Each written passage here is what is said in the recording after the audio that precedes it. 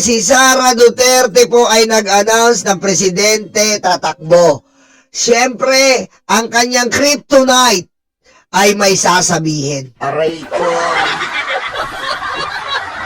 Eto na po, ang ating kita kryptonite. Pasok!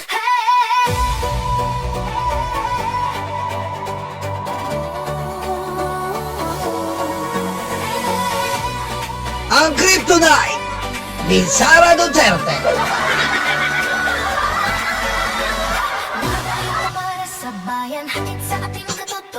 Para sa Senado, para sa 2020, ang anti-kurakot, ang anti-fake news,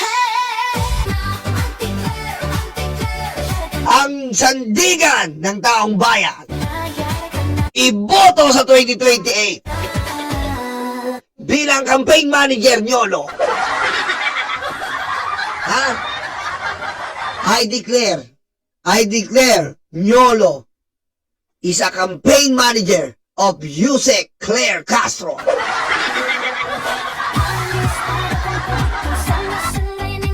Ayan po ha, siyempre ito na po ang ating senador sa 2028.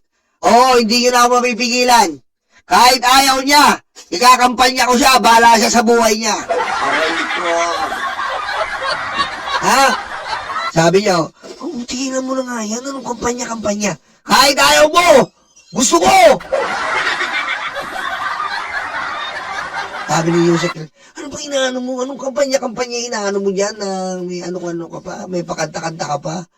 Kahit ayaw mo, gusto namin! Aray ko! Ha? Tumigil ka, Yusek Claire. Hindi ka masusunod! Ang taong bayan!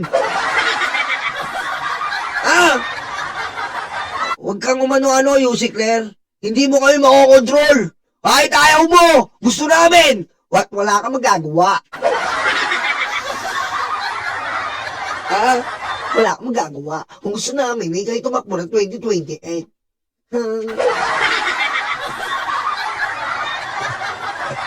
Diba? Okay, diretso natin. Po. At nadinig niya po ang mga sinabi na pinagsisisihan at humihingi ng patawaran itong sa Vice Presidente. At yun nga po, may mga bahagi nga yung kanyang pahayag that the palace might want to respond to. Unang-una, if I may quote,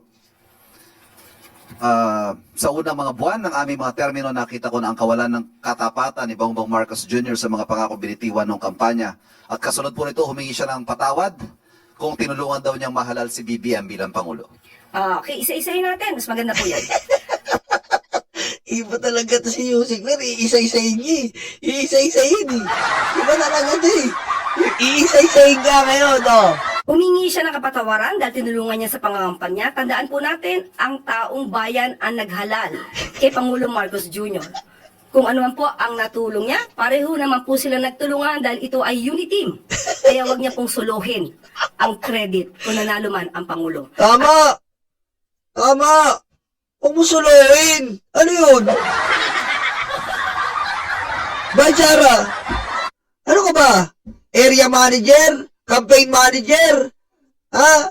Social media manager? Ikaw ba naging gano'n ni BBM? Taka! Huwag mo suluhin! Sinusolo mo eh! Tama, Yusek. Galing mo. Nakikita ngayon ng Pangulo at rather ng mga kababayan natin kung sino ba nagtatrabaho. Isang working president compared sa Vice Presidente.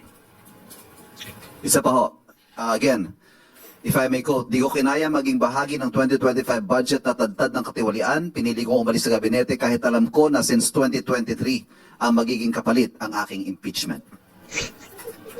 Pinag-uusapan po ba ang korupsyon, ang katiwalian?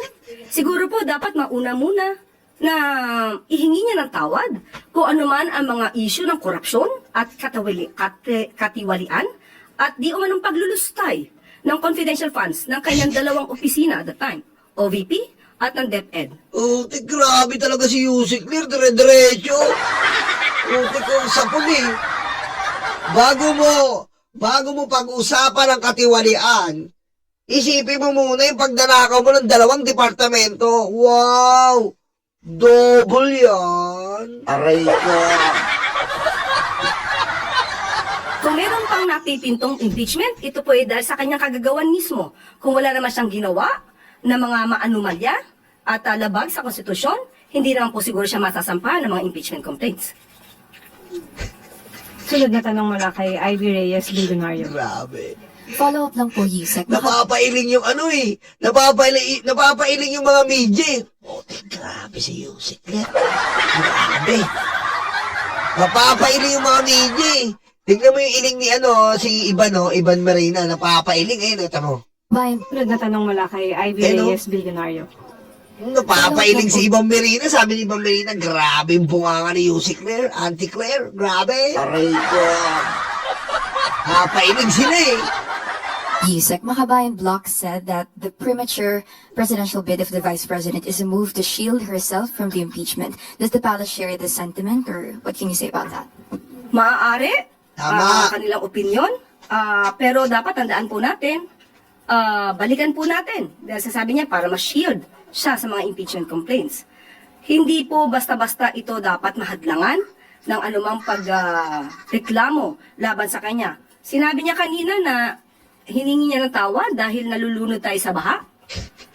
Pero tandaan po natin, ilan po bang flood control projects merong itinatag? Ayan na naman, ayan na naman. Umano. Oh, mag-ready na kayo, may papakita na naman ha. Ayan na naman po. May papakita na naman po si Auntie. May papakita na naman. May papakita na naman si Auntie na ano kayo papakita nito. Aray ko. Auntie, ano na naman may papakita mo? Ano na naman yung kukumban? Aray ko.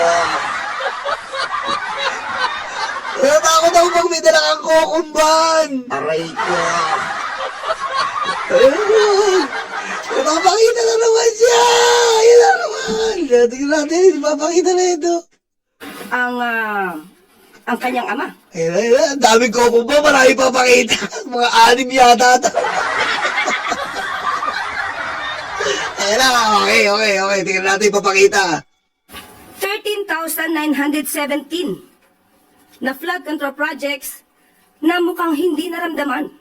Dahil kung meron 13,917 flood control projects, dapat naramdaman natin at medyo humupa ang pagbaha sa Pilipinas. Huwag niyo pong kalimutan. At, Ayun. akin pong kinuha ng mga report. Oh. 2016, meron pong local lane na bagyo na Nina Oh. na nagdulot din ng pagbaha. Oh. 2017, Orduha. Oh. 2018, Ompong. Nagkaroon ng massive landslide sa Benguet. 2019, Tisoy. Oh. 2020, Ambo. Lahat po ito ay may pagbaha. Oh. Taong 2020, Rolly. Oh. Ito po ang strongest landfalling typhoon ng 2020. Nandyan din po ang Ulysses, Odette, at Agaton. So, hindi po pwedeng magmalinis na wala nang ganang pagbabaha sa panahon ng kanyang ama.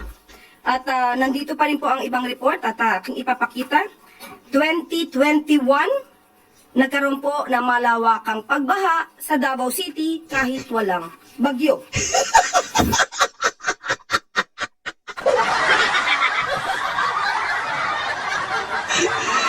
Tignan mo naman kung gaano kaganda yan, oo. Oo. Buti ko, obra ka ba? Tignan mo gaano kaganda. Oo. Oo. Puti, kailangan, oo. Teka na nga, ipopost ko to sa FB. Ayan, ha. Oo. Patay ka na ngayon. Tignan mo naman itsura ni Yusek dyan, napakaganda naman, oo. Oo. Puti ko. Tignan mo yung irap, oo. Oo. Oo. Aray na. Oh, may pang-post na ako. Oh. White, walang bagyo. Uy. Aray ko. Ayan na naman yung kubumban. Nakakatakot yung kubumban eh. Oh, tingnan na. Awakang pagbaha sa Davao City kahit walang bagyo. Pagba sa Davao City ka. Ito na yung kubumban. Abangan na natin. Ayan na. Ito po ang isa. At ang sumusunod, ito lamang po ang aking na-print at marami pa po if you will research. Duterte's sluggish Typhoon Reich recovery spending. Ayan po ang nangyari. Taong 2021. Hindi niya po makakaila ang mga pangyayaring ito. Lupit talaga ni Yusek. Wala ako sa... Buti nga ganun, no? Paano mo iriribat yan, no? Nandun yung ebidensya, column eh. Talagang legit. Column eh. Buti paano mo iriribat yan kung di ba namang sinungaling ng mga Duterte? Kaya wag niyang ipahid lamang sa Pangulo ang sasabing pagbabaha. Dahil kung meron pong naganap na mga build, at kung talagang walang ghost projects ang dating nakaraang administrasyon, hindi natin mararanasan ang ganitong klaseng pagbabaha. Ayun naman, sa pagkukubay. 2018, faced with disaster, Duterte falls from view. Ito po, at the time, ay wala at hindi teka. makita ang dating Pangulong. Teka, ano ba naman yan? Paano yan, Yusek? Ano ginagawa? Binabaon mo eh. Duterte. So, ang mga issue pong ito, marami pa po siyang dapat na ihingi ng tawad. At yun pong ihingi na rin. Aray ko. Sabi niya, marami pa po siyang kailangan ihingi ng tawad. Ayop talaga, ibang klase. Aray ko. Ayop talaga din. Ibang klase. Right. At mukhang nakalimutan niya itong ihingi ng tawad. Una po, mas dapat niyang inunang humingi ng tawad sa taong bayan, lalong-lalo na sa mga biktima ng EJK. Dapat niya rin pong ihingi ng tawad at nakalimutan niya nang siya ay magsabing mayroon siyang kilalang assassin at handa siyang magpapatay. At ang assassin na to ay nag-agree or sumang-ayon sa kanyang plano. Dapat ihingi niya rin ng tawad ang mga fake news na ibinandera niya sa taong bayan. Grabe, baon na baon, men. Aray ko. Baon na baon. Putik, pinakain mismo ng tae. Takalian ngayon, di ba? Pinakain ng tae. Pagaling na si BBM, no joke.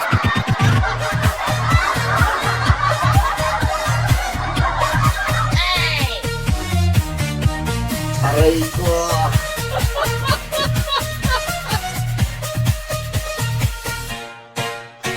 Grabe po, tindi talaga ni Yusek. Wala akong makita ng ganito talaga kalupit. Ipaghingi rin niya po ng tawad ang mga pagbabakasyon, personal trip. At itong taon na 2025 ay gumastos ng 7 million, if I'm not mistaken, 2025, gumastos ng 7 million for the staff and security for her personal trips. Dapat po rin niya ihingi ng tawad. Ang tinanggap niya ang pagiging sekretary ng DepEd, kahit inamin niya na wala siyang kaalam-alam sa pagiging sekretary ng DepEd. At pati ang matatag curriculum ay hindi niya na-review dahil inamin niyang wala siyang alam. Malaking kasalanan po yan sa taong bayan. Grabe! Anong sasagot mo niyan, Sarah? Putik! Sa pool! Lahat baon! Sinungal-ngal ang uso eh! Aray ko! Sinungal-ngal! At dapat din po niyang ihingi ng tawad ang puro paninira. Instead na siya ay magtrabaho at tumulong sa gobyerno. Matatandaan niyo siguro nung sinabi niyang siya ay may alam di umano na mapababa ang presyo ng bigas. Pero hindi niya gagawin dahil wala siyang balak tulungan ang Pangulo. Iyan po ay isang kasalanan sa bayan na dapat niyang ihingi ng tawad. Putik ko! Ihingi niya na rin po ng tawad. Grabe. Yung mga fake na student vouchers. Aray! Putik! Fake gusto! Putik! Baon na baon, men! Na ngayon ay sabi ng DepEd ay umaabot na sa halagang 200 million pesos. Ihingi niya na rin po ng tawad ang mga panis at nabubulok na pagkain na i-deliver sa mga mag-aaral natin. Oh, Pati po yung mga missing school materials na hindi na-deliver sa mga estudyante. Ilan lamang po yan sa dapat niyang ihingi ng tawad sa bayan. Ay, sapul! Yusek, Senator Reeser. Sapul! Ano? Ang dami mong kasalanan, hayop ka, Sara! Recently said that the opposition isn't sure yet whether they would need to form an alliance with the president's camp to slay the vice president's candidacy in 2028. Is the administration open to the idea of forming an alliance with the opposition? Hindi po napag-uusapan. Sa ngayon, hindi pa po yan napag-uusapan. Meron nga po tayong kasabihan at ito'y nabanggit ko na. Ang pagkakaiba ng politician at ng statesman. Ang politician, ang iniisip, ang susunod na eleksyon. Ang statesman, ang iniisip, ang susunod na henerasyon. Tama Sa ngayon po, mo, ay napakalaman. Ang politician, iniisip ang susunod na eleksyon. Ang statesman, iniisip ang susunod na henerasyon. Wow!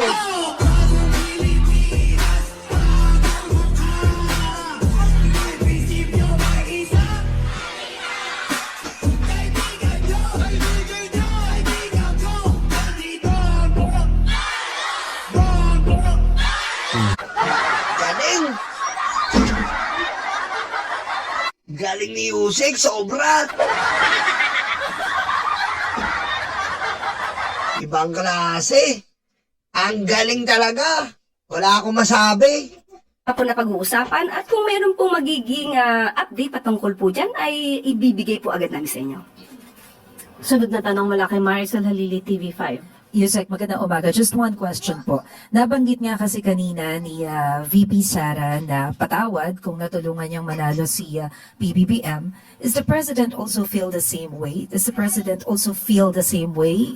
Na hihingi niya ng sorry tawad. dahil naging kapartner niya, katandem niya si VP Sara during the campaign? Malamang hindi naman po alam ng Pangulo na ang kanya magiging presidente ay puro bakasyon. At mga vice-presidente na puro bakasyon. Patay, aray ko, Yusek, tama na, butas-butas na.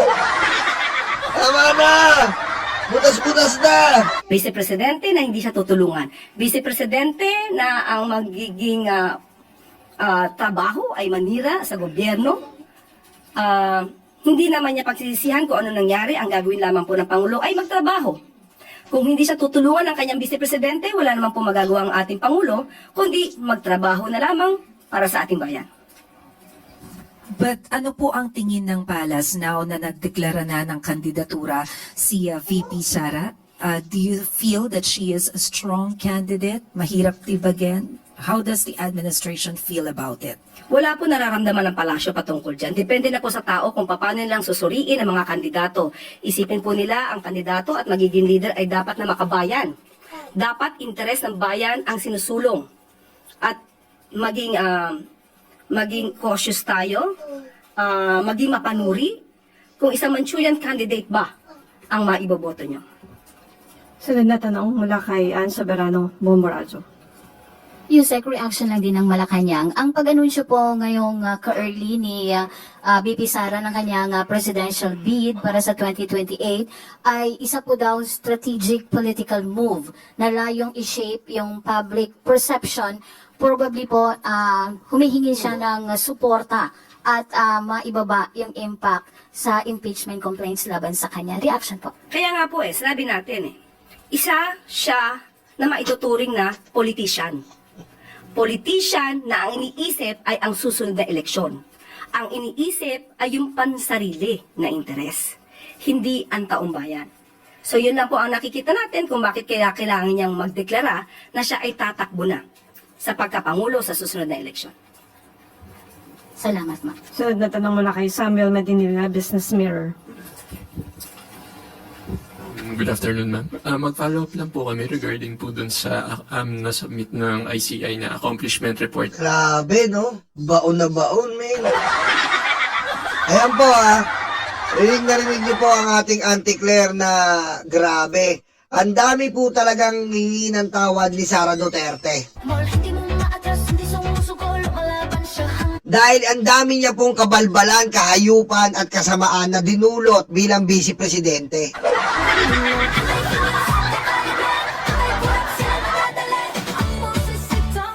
Hindi lang po si Sara, buong pamilya niya, 51 billion magnanakaw ng kapatid niya.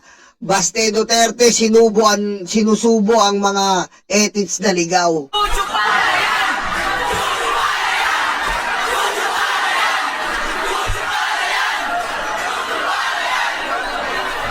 at syempre yung tatay niya, 30,000 EJK, ngayon ay nililitis na sa ICC. Aray ko. Kaya marami po talaga silang ihingi ng tawad. Hindi lang si Sara, buong pamilya nila. Ganyan po ang ating anti-Claire. Maaasahan ang inyong anti-korupsyon, ang anti-dynastia, ang anti-Duterte, anti-magnanakaw. Yan po, sa 2028, inaanyayaan ko po kayo, number 1 sa balota. Music, Claire Castro, Anti-Claire!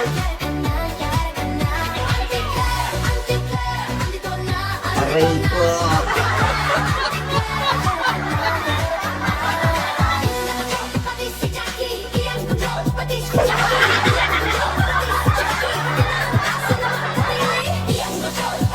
Kaya huwag niyo po kalimutan na Anti-Claire. Maraming salamat po. Palike na lang po ng video ng mga Team Replay. And pa-share, and subscribe na rin po sa ating channel. Huwag niyo po kalimutan. And labas na po ang ating kantang Takbo. Labas na po ang ating kantang Bayan Ko. Labas na po ang ating video okay. May video okay na po tayo ha. May video okay po tayo. Kung malalaman niyo po, may video okay na po tayo dito po. At pakita ko lang po kayo ang ating may video okay na po tayo. Ay pwede nyo na po kayong magkantahan. Ayan po. Sample. Sample po ng ating video okay. Gaba!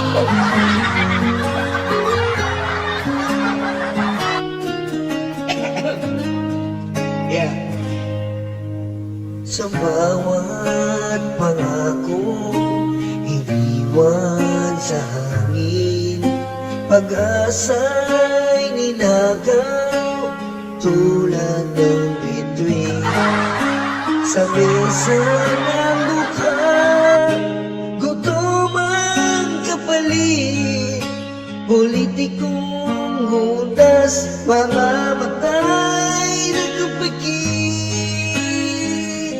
Busog kayo sa buhay, lahat ay nakakain, kaming mahihirap,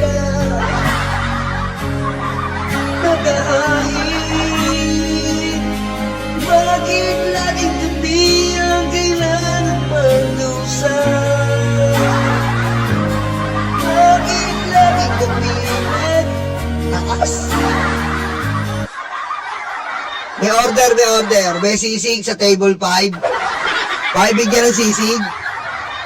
Sinasample ko lang po dito naman tayo. Multo. Pasensya na po kayo sa boses ko. Ay, gising ko lang eh. Hindi pa na-adjust. Check. Pwede na kayo mag-video okay dito. Oras sa trabaho, kapiraso ang sweldo. Habang silang nag-aantay ng porsyento, kami ang nakukuha, hirap at nagdurusa. Iluluho nyo lang pala aming mga pera. Sabay-sabay! Galit at puot, hindi ito matatapos. Hindi kami titigil, boses man ay maubos. Kinamkam nyo lahat ang aming pinaghirapan. Kayo ang salarin sa luha ng bayan. Galit at puot, matatapos. Hindi kami titigil, boses man ay maubos. Kinamkam nyo lahat ang aming pinaghirapan. Kayo salarin sa luha ng bayan. Okay. Hoy, salamat, Christy Jam MG. Nakakaiyak. Awesome song, YOLO. Michelle Reyes, thank you. Aray ko.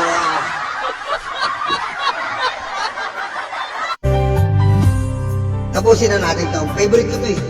Slap ng salapi na bago ang mga anyo.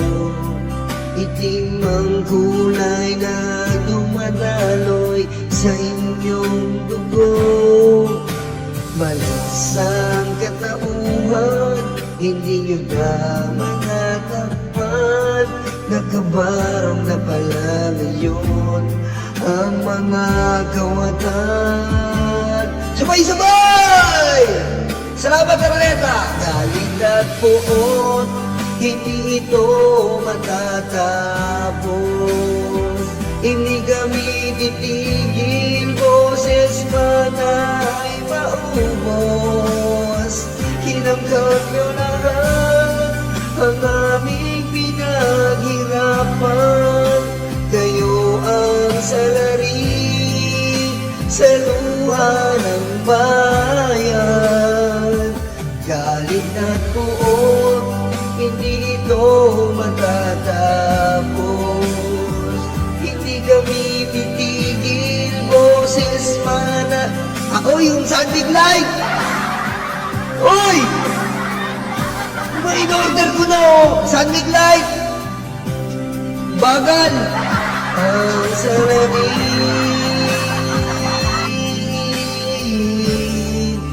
sa luha ng bayan. Ito favorite ko to eh. Ito dito ako naiiyak eh. Totoo pala ang bulto, nakakatakot ito. Kinaibigan nila, inutosang kainin tayo. Lagi silang gutom, hanggat may natitira sa sagpangin nila. Wala lang kaluluwa.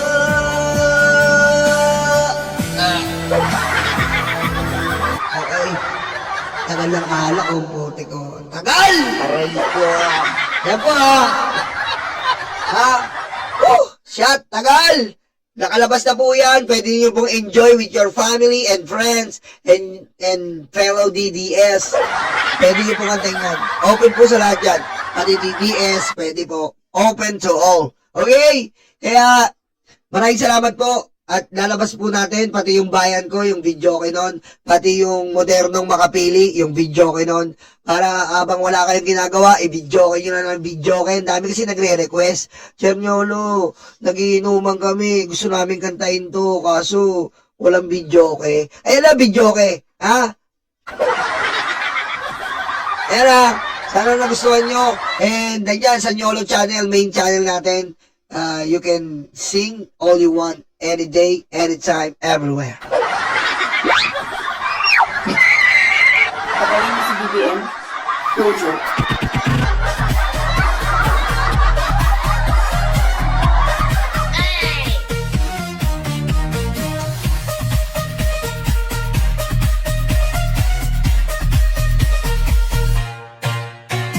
Okay, maraming salamat po. I love you all. Sa mga subscriber ko at mga karayuman natin, mga libag. Thank you po. I love you all. Bye-bye! Ay, nga pala. Paano ko kayo mamabati? Ang dami nyo pa. Utang muna ako ng shoutout, ha? Utang muna ako ng shoutout. Ang dami nyo. Lugi ako eh.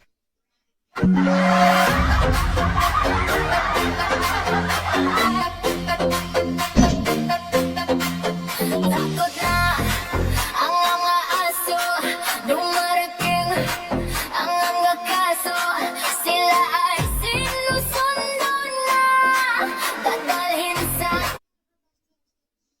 aray warando, takbo na bato.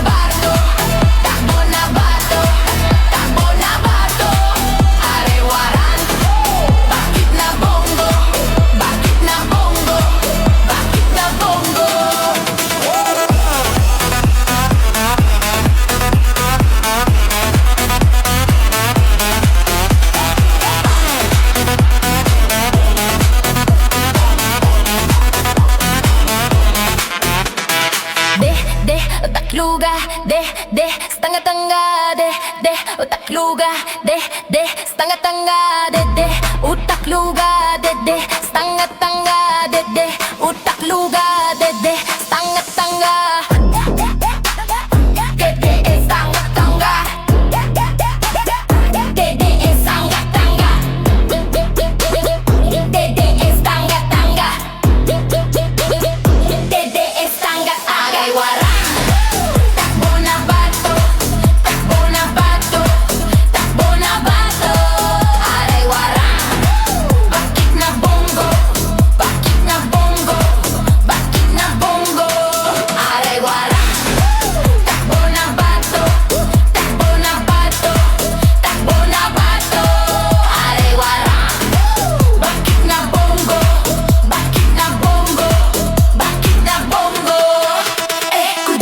Betlog, tatay yung karton, kuduro yung betlog, tatay yung karton, kuduro yung betlog, tatay yung karton.